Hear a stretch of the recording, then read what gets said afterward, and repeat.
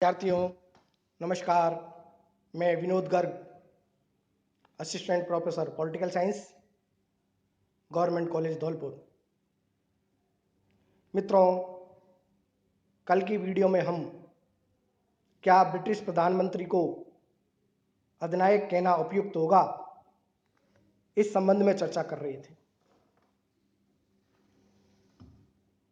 मंत्रिमंडलीय शासन प्रणाली इतनी लचीली होती है कि राष्ट्रीय आपातकालों में प्रधानमंत्री प्राय तानाशाह बन जाता है।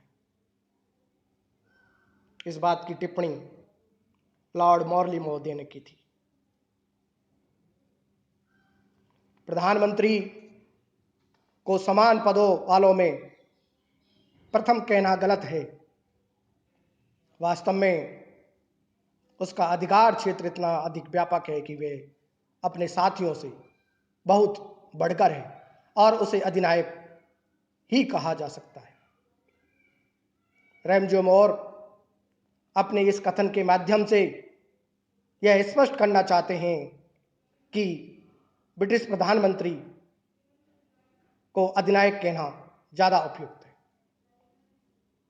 लेकिन कल की वीडियो में हमने ये भी बताया कि ब्रिटिश प्रधानमंत्री को अधिनायक नहीं कहने के संबंध में और भी विद्वान हैं, जैसे फाइनर, कॉटर।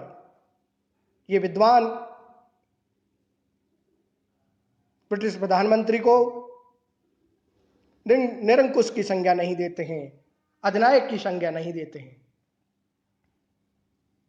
फाइनर महोदय कहते हैं, इतना शक्तिशाली होने के उपरांत भी प्रधानमंत्री निरंकुश नहीं है। विद्यार्थियों, मित्रों, कल की वीडियो में हमने इस बात का भी विमर्श किया कि यदि ब्रिटिश प्रधानमंत्री अधिनायक नहीं है तो उसकी वास्तविक स्थिति क्या है। इस संबंध में भी हमने विभिन्न विद्वानों की टिप्पणियों का विश्लेषण किया। आर्कट महोदय नक्षत्रों के बीच चंद्रमा प्रधानमंत्री की स्थिति का ठीक वर्णन के रूप में करते हैं। जेनिक्स महोदय ने भी बताया, कुछ उसके व्यक्तित्व पर और कुछ उसकी व्यक्तिगत प्रतिष्ठा पर तथा कुछ उसके दल के समर्थन पर भी यह निर्भर करता है कि प्रधानमंत्री की स्थिति क्या होगी। मित्रों, विद्यार्थियों,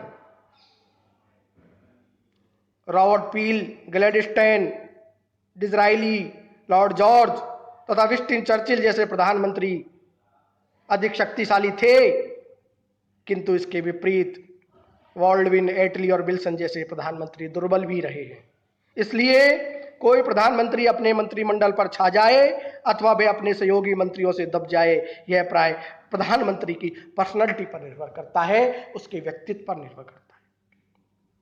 इस प्रकार का विश्लेषण कल हमने अपनी वीडियो में आपको बताया। इसी के साथ अगला बिंदु मंत्रिमंडलीय अधिनायक के रूप में भी हमने चर्चा की और मंत्रिमंडल के अधिनायक के कारण, तानाशाही के कारणों पर हम विस्तार पूर्वक विमर्श कर रहे थे। मंत्रिमंडल की तानाशाही वह तानाशाही है जिसे अधिकतम प्रचार के साथ प्रयोग में लाया जाता है, जो सदा आलोचना की कसौटी पर कसी रहती है और जो जनमत के अनुसार बदलती रहती है तथा जिसे अविश्वास के प्रस्ताव और अगले चुनाव का खतरा सदैव ही बना रहता है। मंत्रिमंडल की तानाशाही के कारण में दलगत अनुशासन और सामूहिक उत्तरदायित्व की प्रथा पर हमने विश्लेषण किया और आज की वीडियो में हम तानाशाही के जो कारण हैं, उन कारणों में तीसरा कारण लोक सदन के विघटन का जो अधिकार है, उस पर चर्चा करना चाहेंगे। ब्रिटिश संविधान की वर्तमान व्यवस्था के अनुसार यदि मंत्रिमंडल को लोक सदन का समर्थन प्राप्त न रहे और यदि वह अनुभव करे कि उसकी नीतियां व कार्यों को राष्ट्र का प्राप्त है, तो वह सम्राट को लोक सदन भंग करने तथा नए निर्वाचन कराने का परामर्श दे सकता है, सलाह दे सकता है, एडवाइस दे सकता है।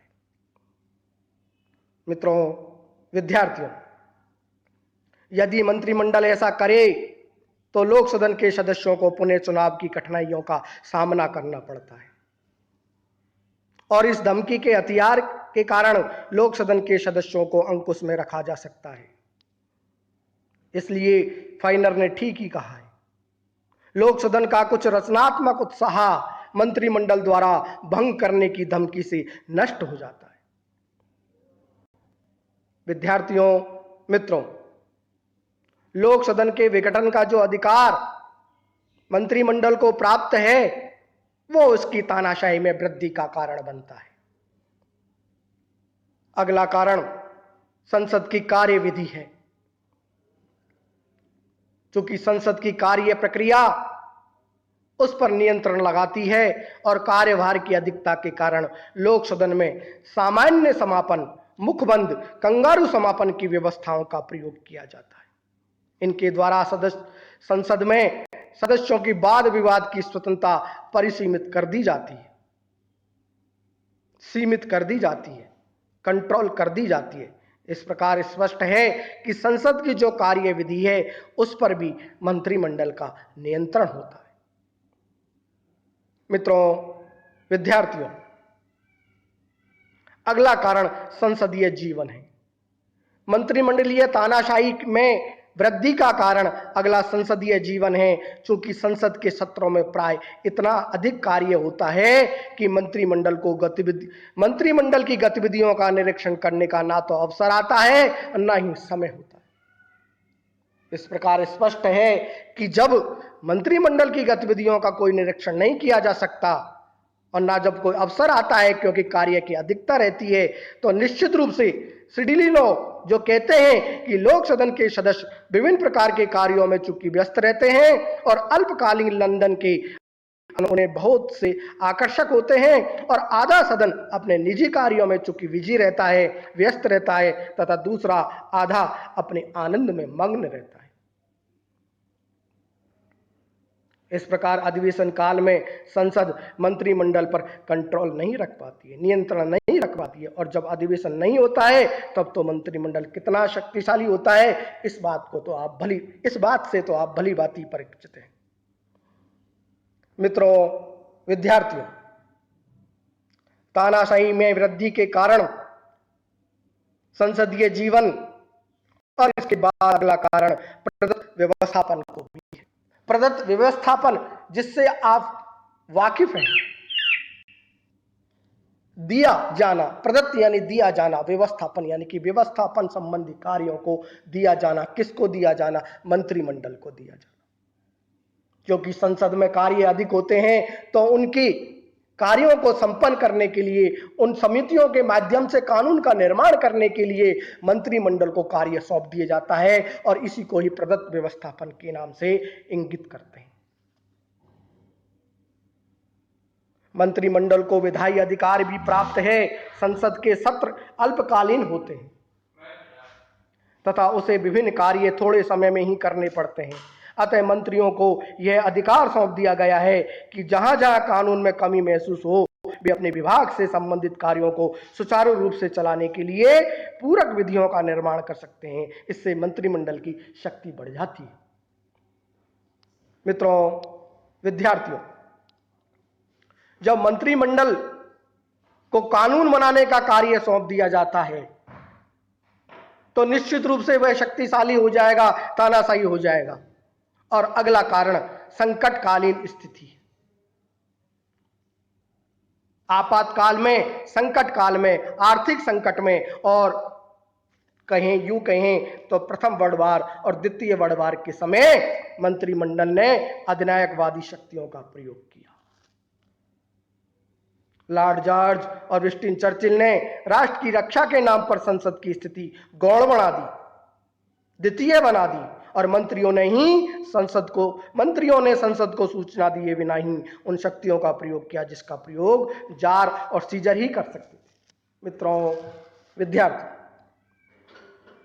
आपातकाल में, संकट काल में आप सभी को विदित है,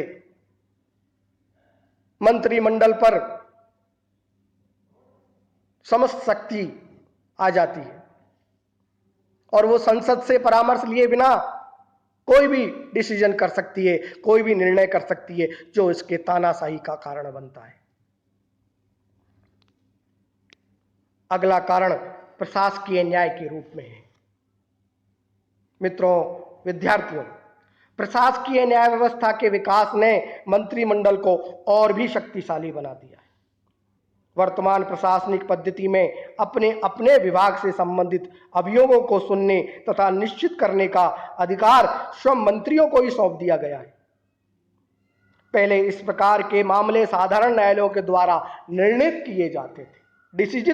डिसीजन साधारण न्यायालयों के द्वारा उनका डिसीजन किया जाता था और इसका प्रभाव यह हुआ कि कार्यपालिका को न्याय संबंधी अधिकार भी पर्याप्त संख्या में प्राप्त हो गए तथा मंत्रिमंडल की शक्ति एवं आतंक में निश्चित रूप से वृद्धि हुई। मित्रों, विद्यार्थियों, जब प्रशासकीय न्याय करने का कार्य खुद मंत्रिमंडल करने लग जाए तो आप इसके संबंध में सोच सकते हैं, समझ सकते हैं कि वह कितना अधिक शक्तिशाली हो जाएगा, वो कितना अधिक तानाशाह हो जाएगा। अगला कारण द्विदलीय व्यवस्था का है। द्विदलीय व्यवस्था भी मंत्रिमंडलीय तानाशाही में वृद्धि का कारण बनती है। आप सभी को विदित है कि ब्रिटेन में मुख्य तौर से दो ही प्रकार के पॉलिटिकल पार्टी है।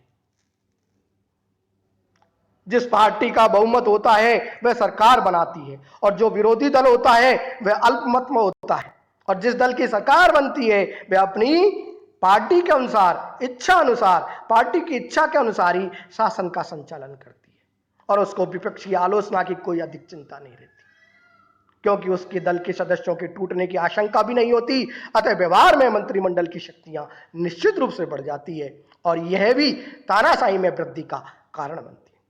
इस प्रकार जब बहुमत मंत्रिमंडल के पीछे है, संसद मंत्रिमंडल का कुछ बिगाड़ नहीं सकती। इस संबंध में कीत महोदय कहते हैं, संसद के प्रति मंत्रिमंडल की स्थिति तानाशाही की है और जेनिक्स ने भी स्वीकार किया है कि जिस शासन की पीठ पर प्रबल बहुमत का हाथ है वह कुछ समय के लिए अधिनायकवाद स्थापित कर ही लेता है, अर्थात तानाशाह बन जाता है।